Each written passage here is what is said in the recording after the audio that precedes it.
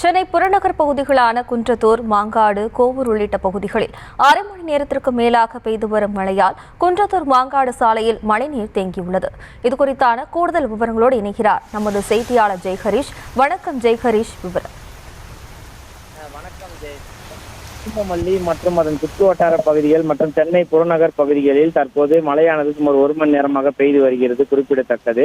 மேலும் தமிழ்நாட்டிற்கு 10 மாவட்டங்களுக்கு மழைக்கான எச்சரிக்கை வானிலை ஆய்வு மையம் விட்டுள்ளதும் தற்போதான தகவலானது வெளியாகியுள்ளது. மேலும் சென்னை மற்றும் புறநகர் பகுதியில் கடந்த சில நாட்களாக கடும் வெயில் வாட்டி வருவதை தொடர்ந்து இந்த நிலையில் இன்று சென்னை மற்றும் புறநகர் பகுதியான பூந்தமல்லி, செம்பரம்பாக்கம், திருமலிசை, நசரத்பேட்டை, திருவேற்காடு, மாங்காடு, குன்றத்தூர், கும்மணஞ்சாவடி, போரூர், கோவூர் உள்ளிட்ட பகுதியிலும் பலத்த மழையானது 1 மணி நேரம் பெய்தது.